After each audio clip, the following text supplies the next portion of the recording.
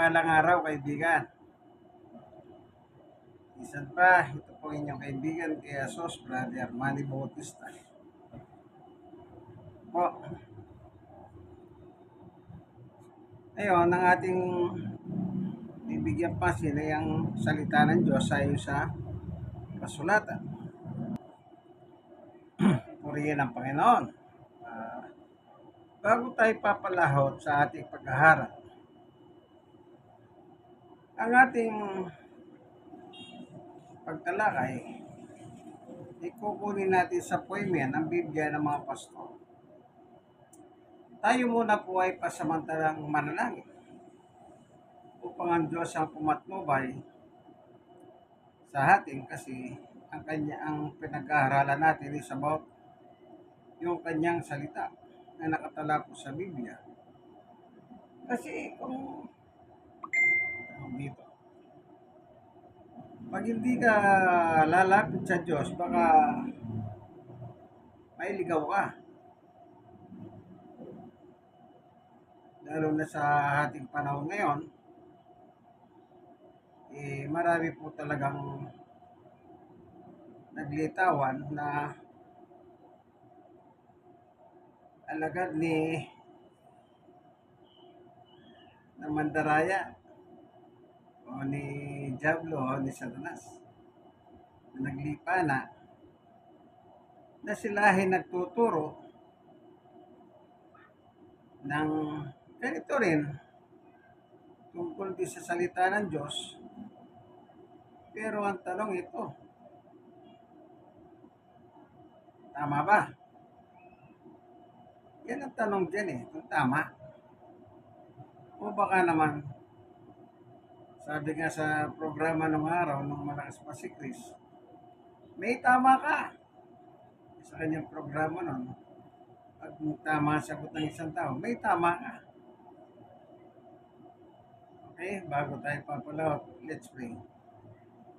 Panginoon Diyos, aming Ama na makapangyarihan sa lahat, minsan pa samahan kami sa aming pag-aaral ng iyong salita sa oras pong ito upang lubos po kami maginabang sa iyong turo at aral, sapagkat ang iyong turo at aral dito kami papasa sa iyo kung aming susundin ang iyong turo at aral. Salamat po, buksan mo ngayon ang puso at isip ng bawat isa na nakikinig ng Biblia ito, ng video ito, sa ngalan ni Jesus. Amen. Amen. Amen. Ayan. Amen, Bible. Ang aking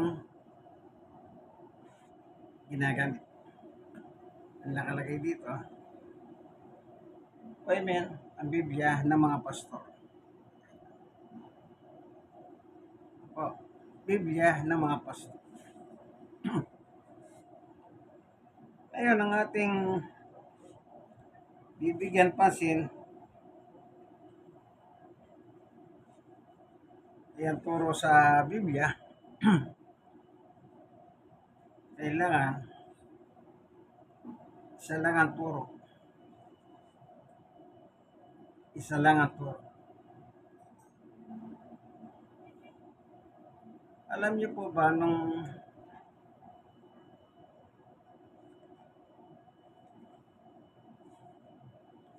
babasahin ko po ito, yung Mateo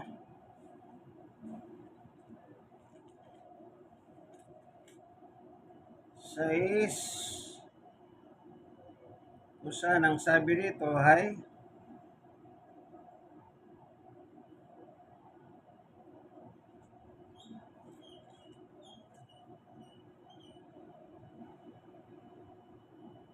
dito sa 6:10.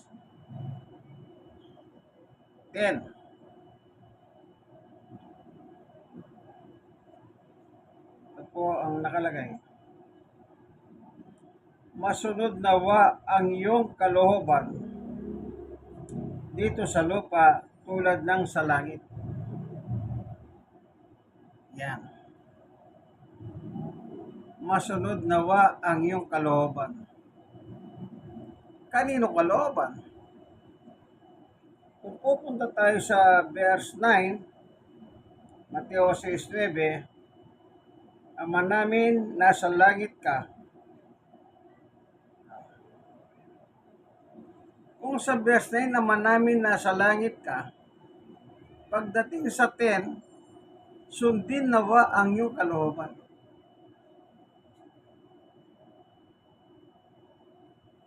Dito sa lupa, tulad ng sa langit.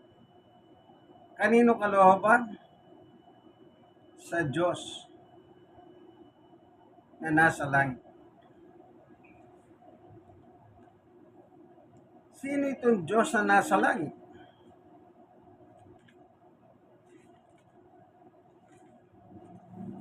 Dito naman sa libro ng Awit,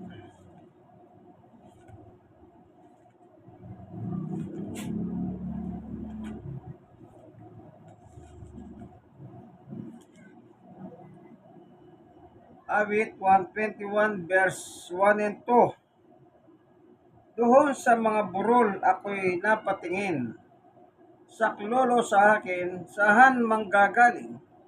Verse 2. Ang hangad kong tulong kay Yahweh magmumula sa Diyos na lumikha ng langit at ng lupa. Pagdating po dito pa rin sa awit pa rin, 124 verse 8. Tulong natin kailangan kay Yahweh magmumula, sapagkat itong langit lupa, tanging siya ang lumikha. Yan. Yung doon sa Mateo 6:9, Ama namin nasa langit ka, ito po yung Diyos. Siya po ang pinagmumulan ng ating tulong na may gawa ng langit at lupa. Pansinin nyo lumang tipan po itong awit. Lumang tipan yung awit. Pero pagdating sa New Testament, tingnan natin yung sulat ni Juan.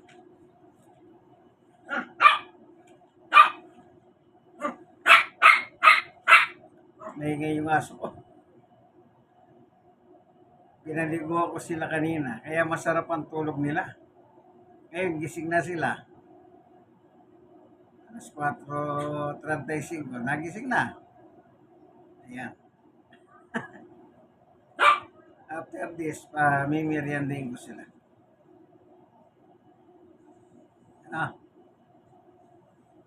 Gising na po yung dalawa.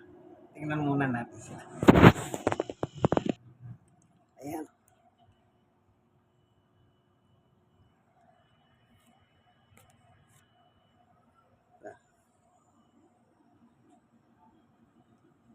Si Summer at saka si Winter.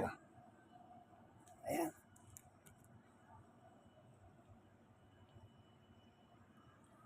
Pinaliguan ko po sila kanina. So, balik tayo. 1, chapter 1, verse 1 and 2. Nang pasimula ay naroon ng salita, at ang salita ay kasama ng Diyos, at ang salita ay Diyos. Verse 2. Sa pasimula ay kasama na ng Diyos ang salita. Verse 3. Nilikha ang lahat ng bagay sa pamamagitan niya, at walang anumang nalikha nang hindi sa pamamagitan niya. Yan. Dito, na-establish na po ngayon dito, lumikha ang Diyos sa pamamagitan ng kanyang anak na si Jesus. Ito po yung tinutukoy dito sa ang salita kasama ng Diyos. Yung salita po, yun ay title ni Jesus. Para makita natin, si Jesus nga ito, pagdating sa verse 14, ganito naman ang nakasulat. Naging tao ang salita. Naging tao na po dito, At nanirahan sa ating piling. Nanirahan sa piling namin. Oh, nagsasalita si Juan sa piling namin dito na po sa lupa. Oh. Nakita namin ng kalwalatian tunay na kanyang bilang kaisa-isang anak ng Ama. Siya ay puspos ng kagandahang loob at katotohanan. O, dito, nagiging maliwanag na kaisa-isang anak ng Diyos. Siyempre, wala namang ibang kaisa-isang anak ang Diyos kundi si Jesus lamang. Kasi nakalagay kaisa-isa. One and only begotten Son.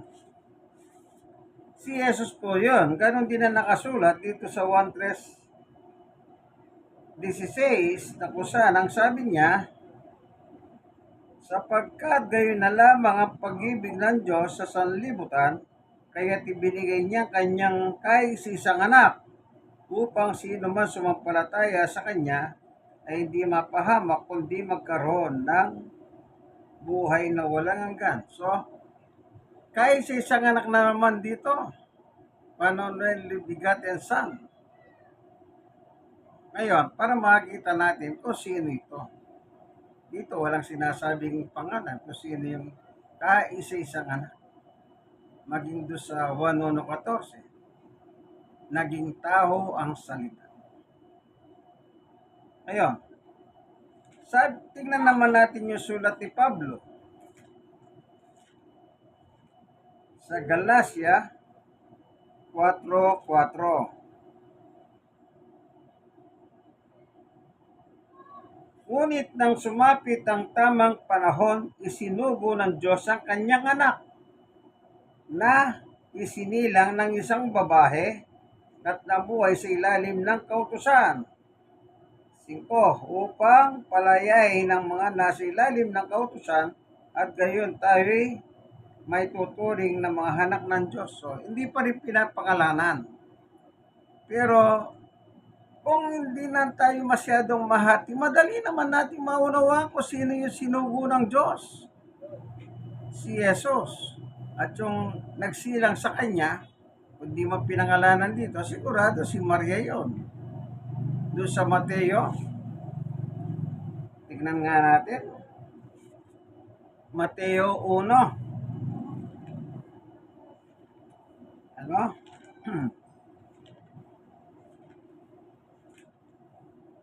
Sabi niya ay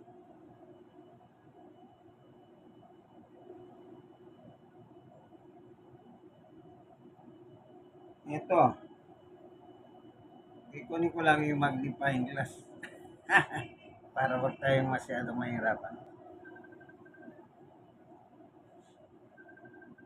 Mateo 1:18. Ito naganap nang ipinanganak si Yeso Kristo. Ito na. Yeso Kristo. Si Jesus pala yun. Tuloy na natin. Si Maria na kanyang ina at si Jose ay nakatakda ng magpakasal, ngunit bago sila makasal, nagdadalang tao si Maria sa pamamagitan ng kapangyarihan ng Espiritu Santo.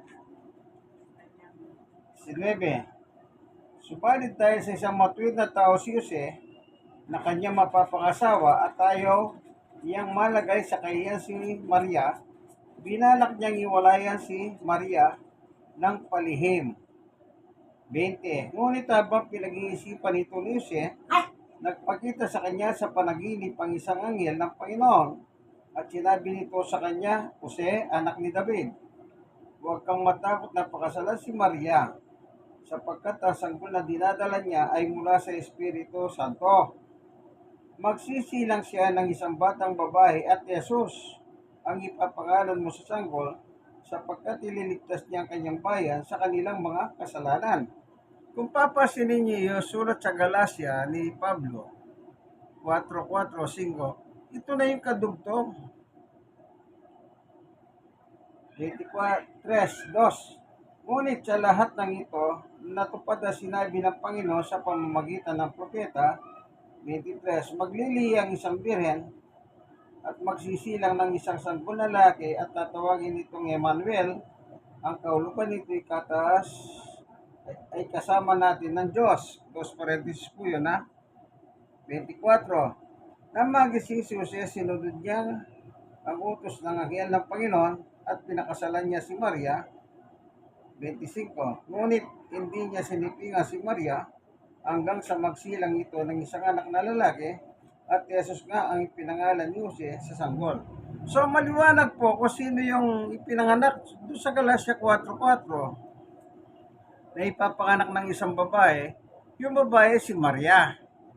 Yung kanyang ipapanganak naman ay walang iba kundi si Jesus. Yan, maliwanag na. Yan. So, nang nag-create, nulimika ang Diyos, dito po nahayag ngayon sa New Testament, nakasama niya ang kanyang anak sa pamamagitan ng kanyang anak. Kung wala yung anak, walang nalika. Ang sabi po sa 1, basahin ko nga po uli, ha. Sa 1:1-3,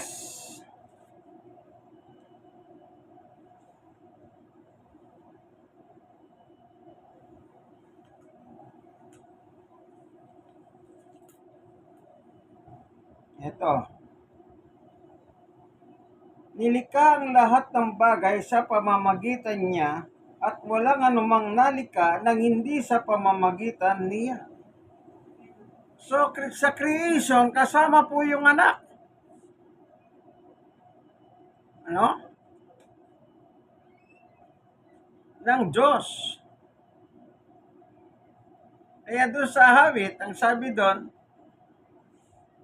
Diyos na lumikha ng langit at lupa, yun ang pinagmumulan ng ating saklolo o tulong. Tingnan natin ang pagkalika. Dito naman sa Genesis 1:26-27. Pagkatapos sinabi ng Diyos, ngayon likahin natin ang tao ayon sa ating larawan. Genesis 1:26.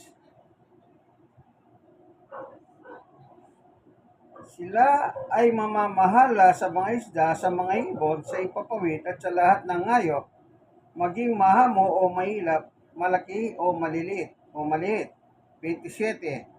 Nilalang nga ng Diyos ang tao ayon sa kanyang larawan, sila'y kanyang nilalang na lalaki at babae. Pasinin nyo yung verse 27, ha? Ay 26. Pagkatapos, sinabi ng Diyos, o Diyos ang nagsabi, ngayon, likahin natin ng tao ayon sa ating larawan, ayon sa ating wangis. Sila'y mamamahala sa mga isda, sa mga ibon, sa ipapawid at sa lahat ng hayop, maging mahamo o mahilap, malaki o maliit. Sabi ng Diyos, may kausap siya. Ano po? Likahin natin ang tao. Meron siyang kausap. Doon sa chapter 1, verse 1 and 2 and 3, doon na po nahayag sino yung kasama niya. Palo.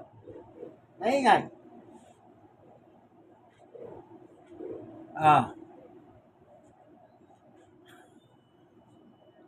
Ano po? Yung binasa nating 121 ng Hawit saka 124 ng Hawit, ang Diyos na lumikha ng langit at lupa, meron siyang kasama na hayag po sa bagong tipan. So, si Jesus na kanyang anak, co-creator siya. Kumbaga ganito po, sabi ng Diyos, anak, likahin natin ang tao. Ang ginawa ni Jesus, nilikha niya ang tao. Tingnan natin. Ang sulat naman ni Pablo,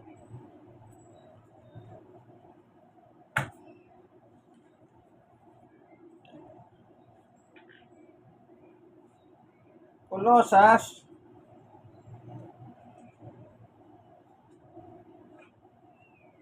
ito, chapter 1, verse 15. Si Kristo ang larawan ng Diyos na di nakikita. Kita niyo po? Kalarawan ng Diyos, si Jesus. Kaya yung sabi niya doon sa Genesis, likahin natin ayon sa ating larawan. O dahil may kausap, sabi ni Pablo, o sino si Pablo? Apostol ng Diyos kay Kristo. O, si Kristo ang larawan ng Diyos na di nakikita, siyang panganay na anak at pangunay sa lahat ng nilikha, lahat ng mga nilikha. O, pero hindi sinasabi dito si Jesus ay nilikha. Yung iba kasi masyadong malikot ang utak. Ayan, kasama sa mga nilikha. Hindi ko creator nga siya eh. Hindi nyo lang maunawaan itong talata. Kasi ang paniwala nyo, si Jesus ay tao. Kaya nyo ginawang si Jesus ay nilikha. At nagsimula lamang nang ipinanganak ni Maria. Eh sa lumang tipan, lumang tipan nag-e-exist eh. Nahayag lang sa bagong tipan na kilala natin. Sino yung kausap niya sa Genesis 1:26 and 27? Okay, eto pa. Tuloy natin. 16. Sapagkat sa pamamagitan niya nilikha ang lahat ng nasa langit, nasa lupa, nakikita man o hindi, pati ang mga espiritual na kapangyarihan, paghahari, pamamahala at pamumuno, ng lahat ay nilikha ng Diyos sa pamamagitan niya at para sa Kanya. Oh, nilikha sa pamamagitan niya. Kaya kung wala siya, walang nalikha.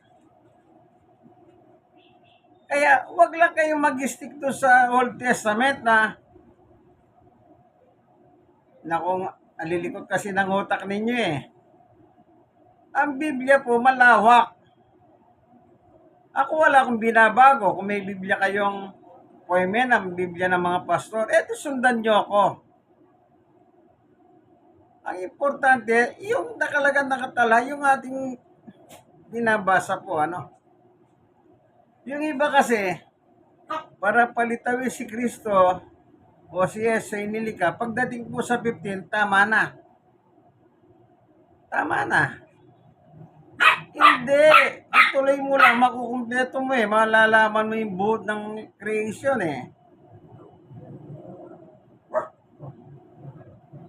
Sa 17, siya ang una sa lahat at ang buong sa sinokob na nanatiling nasa kanyang kaayusan sa pamamagitan niya. Kung kita nyo po, sa pamamagitan niya. So, wala pong nalikha kung wala siya. Kasi po, yung dalawa magkasama, hindi ba sa Awit po 1:1-2? Nakalagay naman eh, ang salita ay kasama ng Diyos. So, magkasama ang salita at ang Diyos. Sino yung salita? Kung pupunta ka sa verse 14, at nagkatawan tao ang salita at nanirahan sa piling natin. O sino yung nanirahan sa piling ni Lawan? Eh di walang iba kundi si Jesus. Mahirap bang unawain niyang kaibigan o sadya pinapuron lang kayo ng inyong mga tagapagturo? Ayaw nyo kasi magbasa ng Biblia eh. Na ewan ko ba kung bakit alagin ang takot ninyo sa mga ministro ninyo, sa founder ninyo, o yung namamahala sa inyo. Ba't hindi kayo makapagbasa ng Biblia? Ako, meron gusto magpasiklab sa akin na ministro. Ministro pala, hindi ko naman kakilala ministro yun. Tsaka ko lang nalaman sa ibang araw. Yung una namin pagtatagpo ng ministro na yon, ay gusto niya magpasiklab sa akin. Basahin ko daw yung Roma 16:16. Sabi ko mamaya na lang. Kung makapagantay ka, mamaya na lang ako kasi nagtuturo ako. Nagsishare ako ng Word of God. Ayun, nung nakita ko, sabi ko, eto na, total nandiyan ka pa pala. Ikaw nang magbasa. Ayaw niyang basahin. O ministro pa man, takot din magbasa. O sige ka ako na lang magbabasa at makikinig ka. Kasi dapat ako makinig sa iyo, ikaw ang magbasa dahil nagre-request ka. Kanina ka ako. Pero ayaw mo, di, sige, ayaw mo magbasa ngayon, nagkita tayo, ako nang babasa. Sabi ko, ito po, magbatihan kayo bilang magkakapatid na nangagmamahalan, binabati kayo ng lahat ng mga iglesia ni Kristo. Yon. Ang nakalagay po, mga iglesia ni Kristo. Mga marami. Mga mananampalataya. Pag nakakita po kayo ng iglesia sa Bible, hindi po yung iglesia. Sila kasi naangkin na nila yun eh. Mananampalataya po yan kay Jesus. Iglesia, ibig sabihin, mananampalataya kay Jesus. Hindi po yung simbahan ng iglesia ni Kristo. Grabe sila. Kaya sabi ko doon sa ministro, kayo ba yan? Di ba inaangkin ninyo yan? Kaya gusto mo nga ipabasa sa akin yan eh. Ganyan ang inyong estilo. Kahit na sinong makaharap nyo, lalo na kung walang alam, ang ipababasa nyo yung Roma 16:16, pero nakalagay dyan, mga iglesia. Ibig sabihin, mga mananampalataya kay Kristo. Alisin mo yung iglesia. Mga mananampalataya kay Kristo. Yan po yung iglesia, mananampalataya sila kay Kristo. Sabi ko sa kanya, kayo ba yan? Si Pablo ang nagsasalita dyan, yung tinutukoy ni Pablo, yung mga na-convert niya sa kanyang panahon. Kayo, nabuhay na ba kayo nung panahon ni Pablo? Yung founder ninyo kako, si Yumao Felix Manalo. Nabuhay ba nung panahon ni Pablo? Wala naman na kako. Hindi makakibunga yun yung ministro. Yan ang kanilang mali. Kasi, ewan ko, takot na takot po silang magbasa ng Biblia. Para bang pag nagbasa sila ng Biblia, ewan ko anong ground para sa kanila yon. Minsan nga, itatanong ko nga, kung mabalitaan nila na nagbabasa sila ng Biblia, ano kayang gagawin sa kanila ng kanilang mga pamunuan o ng kanilang ministro? Kung sakaling malaman lang alamin ko nga. Dapat sana may tanong ko na lang Yan. Kaya takot na takot magbasa. Hindi ko pinipersonal yan Nadahanan lang natin. Kasi nga sa pinapaksa natin. Sa kanila kasi, nagsimula lang ang Yesus nang ipinanganak ni Maria. Sa Biblia, wala pa si Maria, nandun na ang Yesus. Nilikha ang lahat ng nasa langit, nasa lupa. Taga saan si Maria? Hindi pa taga lupa. Ngayon sasabihin nila si Jesus daw, tao. Di parang ganito. Sabi ng Diyos, Jesus, anak, likahin natin ang mga tao at lilikahin din kita kasi tao ka. Ay, ang gulo naman. Kasama na niya, lilikahin niya pa. Bakit kapag manalangin sila, di nila sabihin, sa ngalan ni Jesus na tao? Ba't ayaw nilang banggitin kaya yon? Yan. Hindi. Anak siya ng Diyos. So, maliwanag po ng ating pinapaksa, kung sino yung kaisa-isang anak. Ngayon, natuntun natin kung sino yon. Walang iba, kundi ang ating Panginoong Jesucristo. Ngayon, totoo ba na siya ngayon, yung kaisa-isang anak? Okay, si Jesus na ngayon ang pasagutin natin. Para mas maliwanag, Panginoong Jesus. Ayan, pakisagot nga yun. Ikaw nga ba yung kaisa-isang anak? Dito po. 1:17:1.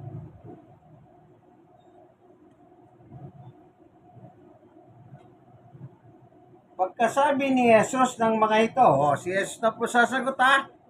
Ang babasahin natin yung kanyang epistola. Tumingala siya sa langit at kanyang sinabi, Ama, dumating na ang oras, lulatiin mo ang iyong anak at upang lulatiin kanya. O ano sabi ni Jesus? Ama, dumating na ang oras na luwalatiin mo ang iyong anak. Yan. Upang luwalatiin kaniya. O ngayon, ano sabi ni Jesus? Ama, luwalatiin mo ang iyong anak. Sino bang anak ng Diyos? Libang kay Jesus, di wala. Ibig sabihin, ina-address ni Jesus yung panalangin niya sa Diyos patungkol sa Kanya.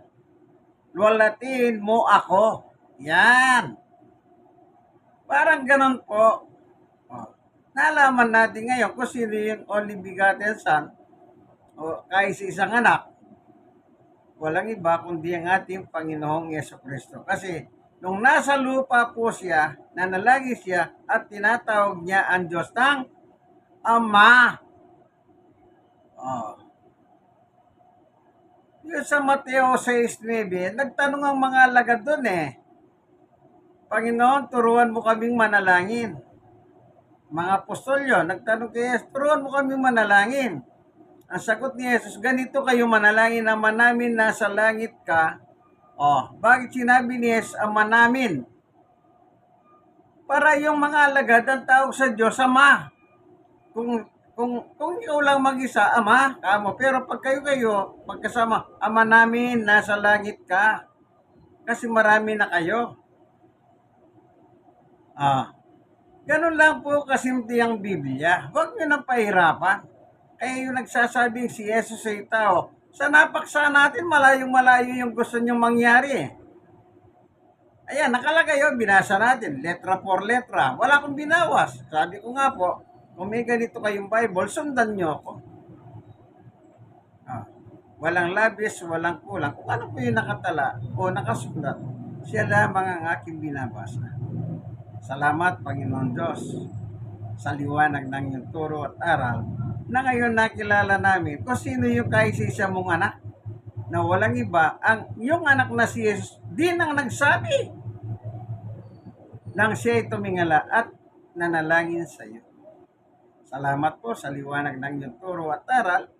Nawa yung mga nanonood ng video ito, kung sakaling iba man ang kanilang paniwala, baguhin mo po sila. Tanging ikaw lang po pwedeng magbago sa kanila. Sa amin mga tao, ikaw lang, wala nang iba. Salamat po sa ngalan ni Jesus. Amen. Ito po ang inyong kaibigan kay Jesus, Brother Manny Bautista. Like. Share na share. Kayo mga na nakakapag-inig, mag-share din po kayo. Wala pong halong ito. Pangloloko. Yun nakasulat, yun lang po ang binabasa ko. Ano po? God bless us all po, no? Brother Manny Bautista, ang inyong kaibigan kay Jesus, ayan, no? In Christ alone. God bless us all po. Bye-bye.